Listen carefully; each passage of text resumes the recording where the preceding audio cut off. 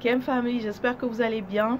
Voici un sujet très important à aborder avant même de parler de la notion de comment optimiser son immunité pour les différents éléments que nous représentons, c'est-à-dire les éléments air, les éléments terre, feu et eau. Comment optimiser son immunité à travers l'alimentation? Il est important de savoir en premier qu'est-ce que nous faisons, quels sont les éléments qui affaiblissent notre immunité. Donc c'est important de le savoir parce que sinon si on essaye de renforcer notre système immunitaire sans éliminer les comportements qui le menacent ou qui l'affaiblissent, on n'arrive pas à des solutions concrètes.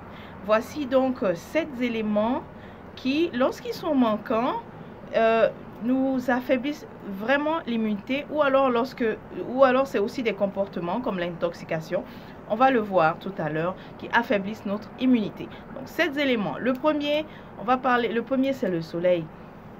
Le soleil n'affaiblit pas l'immunité, mais il faut penser à s'exposer, surtout le soleil du matin, pour pouvoir naturellement synthétiser sa propre vitamine D. C'est important. Donc ici, ça serait le manque du soleil. Le deuxième, le sommeil. Le manque de sommeil. Donc pas assez de sommeil affaiblit l'immunité. Trouve ton propre rythme, trouve ton propre cycle, trouve ta propre durée qui te permet de récupérer comme il faut. Ne te force pas à faire donc un 6 heures parce que tu as vu qu'on disait que 6 heures c'est ce qu'il faut pour être en bonne santé. Tu es peut-être quelqu'un qui est actif, qui t'entraîne. Donc le nombre d'heures de sommeil que tu as besoin va changer en fonction des activités que tu fais. Je l'ai remarqué personnellement, lorsque je m'entraîne, j'ai tendance à dormir 9 heures afin de récupérer. Et même chose aussi durant les cycles menstruels, j'accepte vraiment de dormir 9 heures. Et même aussi, avec toute la canalisation, voyance que je fais, j'ai besoin aussi de dormir.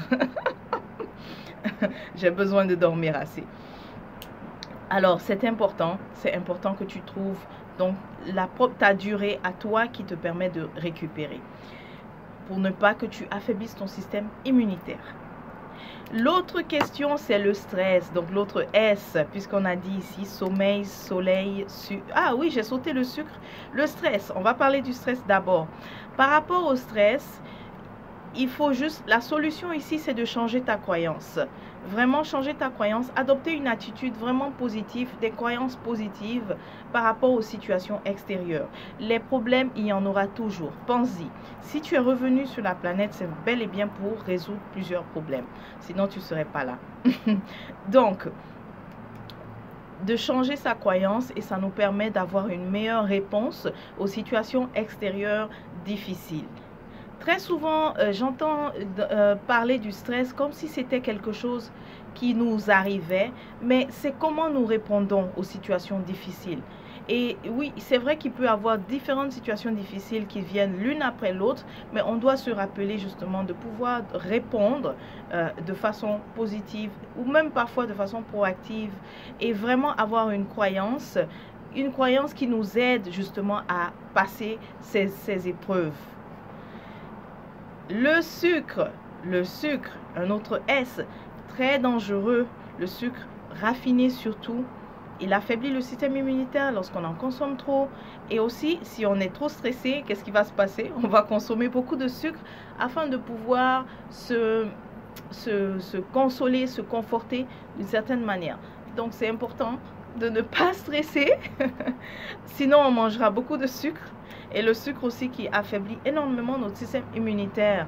Le sucre raffiné, surtout le sucre blanc, si tu en consommais toujours, je t'invite à vraiment ne plus en consommer parce que c'est un sucre blanc qui n'est pas blanc naturellement, n'est-ce pas? Le sucre n'est pas blanc naturellement. Donc c'est par ce qu'on appelle process en anglais, la transformation qui le rend blanc et également l'ajout aussi de certaines substances pour le rendre blanc, mais qui sont finalement nocives pour la santé. Par quoi tu peux remplacer le sucre raffiné? Mais tu as le miel ou alors du miel là aussi.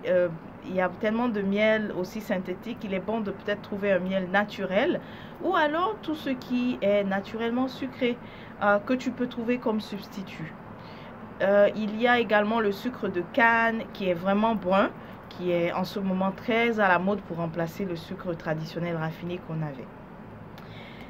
Ensuite, j'ai envie de dire l'eau, oui, l'eau. Donc, si tu es en Amérique du Nord, si tu es, attention, on l'appelle l'île de la Tortue. Si tu es sur l'île de la Tortue, c'est-à-dire l'Amérique du Nord, mais sache que la qualité de l'eau qui vient du robinet n'est pas à faire confiance. Il y a énormément de toxines à l'intérieur qui sont nocifs pour notre santé. Donc, la solution, c'est d'opter pour filtrer son eau du robinet et même certaines eaux minérales aussi, malheureusement, comme ça vient dans des bouteilles, il y a la question de la contamination au plastique. Alors, c'est important de pouvoir filtrer son eau, voire même la purifier. Je pense justement, je vais ajouter en bas de cette vidéo des liens pour des purifiants à l'eau que nous avons à Kuruma Lab. Donc, tu pourrais te procurer. L'autre sujet que je veux aborder par rapport à l'eau, c'est est-ce que tu t'efforces donc à vouloir boire la quantité quotidienne optimale qu'il faut donner au corps, c'est-à-dire les 8 verres pour un adulte. Est-ce que tu fais ça? Si tu fais ça, j'ai envie de t'inviter à peut-être moins te fatiguer parce que c'est très fatigant de vouloir essayer de faire ça. 8 verres d'eau, les boire l'un après l'autre. C'est de diversifier et de vouloir en fait de s'hydrater. Donc si on dit s'hydrater, c'est avec des liquides. Donc tu vas choisir plutôt de t'hydrater au courant de la journée avec des liquides. Je trouve que de cette façon, c'est beaucoup plus intéressant pour le corps d'avoir différentes sources de liquide. Dans les différentes sources de liquide, tu peux avoir donc la soupe, ensuite de l'eau, ensuite des fruits, des agrumes qui contiennent beaucoup d'eau. Par exemple, il y a aussi la pastèque qui contient beaucoup d'eau.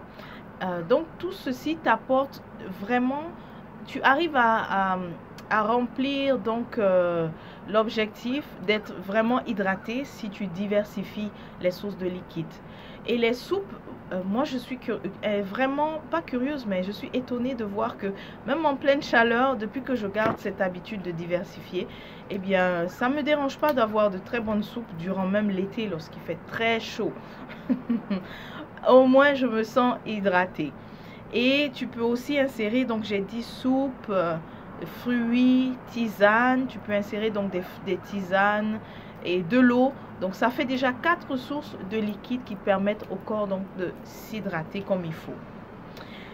L'autre élément qui affaiblit le système immunitaire, je crois que tu le sais déjà, c'est les médicaments. Mais peut-être là où on ne soupçonne pas, c'est par exemple si tu as tendance à chaque fois prendre un Tylenol, un Advil, un paracétamol, à chaque fois que tu as un mal de tête, eh bien c'est pas intéressant quand tu fais ça d'avoir souvent recours à la médication, parce que il faut que tu saches que dans les médicaments, il y a le principe qui agit analgésique, par exemple dans le cas des Tylenol, des Advil, pour enlever la douleur.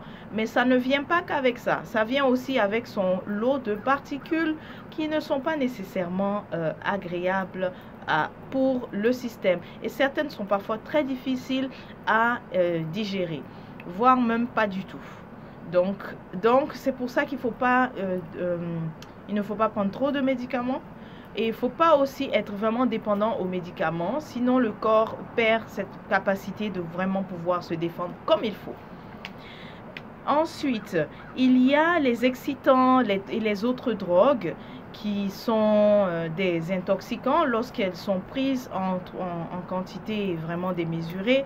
Je pense ici à la nicotine et non le tabac. Donc la nicotine, ça affaiblit le système immunitaire, et évidemment les alcools aussi à l'excès, ça intoxique et bien sûr ça affaiblit le système immunitaire. Et d'ailleurs, pour récupérer lorsqu'on a pris de l'alcool en excès, ça demande beaucoup au corps. Il faut après s'hydrater énormément, donc ça travaille beaucoup le corps lorsqu'on prend l'alcool en excès.